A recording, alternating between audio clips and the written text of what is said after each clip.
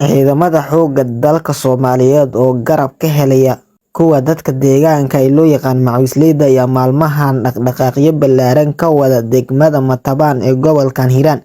Ciidamada isbahaysanaya ayaa diyaarinaya qorshe ay dib ugu bilaabayaan howlgallo lagula wareegayo deegaano iyo degmooyin ka tirsan bariga gobolka Hiiraan oo ay weli ku sugan yihiin dagaalyahanada Al-Shabaab. Dhowr maalmood ka hor, taliyaha ciidanka dhulka ayaa degmada Matabaan kula dardaarmay boqolaal askari oo loo diyaariyay duulaanka lagu doonay in kooxda looga saaro goobaha ay kaga harsan yihiin gobolkan.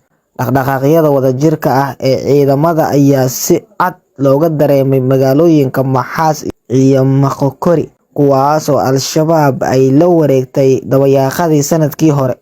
Warar kale ayaa tilmaamaya in kooxda ay ciidamo badan isugu geysay magaalada Maxaas oo ah goob istiraatiiji ah oo muhiim u ah isku xirka gobolada Hiiraan iyo Galgaduud. Dhanka kale, tan iyo markii ay bilowdeen dhaqdhaqaaqyadan military, Al-Shabaab ayaa isaga baxday deegaano ay ka mid yihiin Waabweyn iyo Teedaan, kuwaas oo ku yaala inta u dhaxaysa degmooyinka Matabaan iyo Maxaas ee gobolka Hiiraan. Howlgalladan ayaa qayb ka ah dardargelinta dagaalka ka dhanka ah kooxda Al-Shabaab oo bilihii la soo dhaafay hoos u dhacay, inkastoo ilaa hadda ciidamada dowladda iyo kuwa deegaanka ay xaqiijiyeen bartilmaameedyo muhiim ah. Mahad Aadan Xuseen, Beledweyne.